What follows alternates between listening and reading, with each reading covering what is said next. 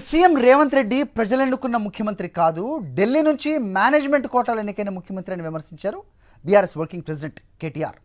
సిరిసిల్ల నియోజకవర్గ సర్వసభ్య సమావేశంలో పాల్గొన్న కేటీఆర్ సీఎం రేవంత్ రెడ్డిపై విరుచుకుపడ్డారు. కార్ సర్వీసింగ్కి వెళ్ళిందని, ఇది కేవలం స్పీడ్ బ్రేకర్ మాత్రమేనని, మళ్ళీ ఫస్ట్ గేర్లోకి వస్తామంటూ కార్యకర్తల్లో ఉత్సాహం నింపేలా ప్రసంగించారు. ఇంత ఓపెన్ గా ఇంత బాహాటంగా మనం కలిసే ఉందాం అని బండి సంజయ్ ఒక దిక్కు, ఈయననేమో 100 మీటర్ల లోపల బొంద పెడతా అంటుండు. ఆయన 3 మీటర్లు కూడా లేడు. ఆయన అంటే మనం 100 మీటర్ల లోపల బొంద పెడతాడట. ఆయన 3 ఫీట్లు కూడా లేడు. ఆయన అంటే 100 మీటర్ల లోపల బొంద పెడతాడట. నేను రేవంత్ రెడ్డి గారికి ఒకటే చెప్తున్నా, రేవంత్ రెడ్డి గారు ఈ పిచ్చి మాటలు, ఈ ప్రగల్భాలు నీకంటే ముందు మీ గురువర్యులు మాట్లాడిండు. వాళ్ళ గురువర్యుల పేర్లు ఎందుకు తీగాని, నీ గురువు మాట్లాడిండు. ఇంతకంటే ముందు ఉన్న పెద్ద పెద్ద తీస్మార్కాన్లు మాట్లాడిండు. నీకంటే ముందు కేసీఆర్ ను తొక్కుతాం, బొంద పెడతాం, ఈ గులాబీ జెండా కనబడకుండా చేస్తాం అని చాలా పెద్ద పెద్ద తీస్మార్కాన్లు మాట్లాడినరు. ఆ తీస్మార్కాన్లతోనే కాలేదు, నీలాంటి బుడ్డరకాంతో ఏమవుతుంది అనే మాట నేను ఈ సందర్భంగా విజ్ఞప్తి చేస్తా ఉన్నా.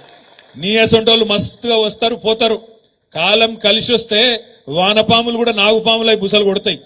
కాలం కలిసి వచ్చింది, తాంత గారెల బుట్ల పడ్డట్టు పడ్డావు. ఇలా ప్రజలకు తెలుసు నువ్వు ప్రజలు ఎన్నుకున్న ముఖ్యమంత్రి కాదు.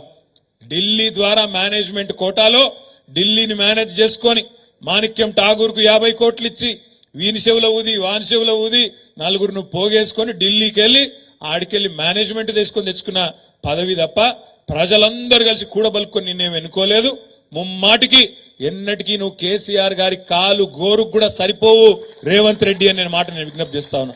వాళ్ళు ఇచ్చిన 420 హామీలు ఏ ఒక్కటి కూడా తప్పకుండా ఆ పుస్తకాన్ని పట్టుకొని మనం గల్లీ గల్లీలో చర్చ పెట్టాలి, ప్రజలను జాగరూకులను చేయాలి.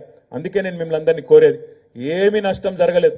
కొద్దిగా మనకు కూడా బ్రేక్ దొరికింది అనుకోండి, కార్ సర్వీసింగ్ చేసుకుందాం, మళ్ళా రోడ్ ఎక్కుదాం, మళ్ళా తొక్కుడు దొక్కితే 100 స్పీడ్ తోని మళ్ళా తప్పకుండా అధికారంలోకి తీసుకొచ్చే నాయకత్వం, శక్తి, సత్తా మీకుంది, మనకుంది. మనం ఏం కూడా బేజారు కావాల్సిన అవసరం లేదు.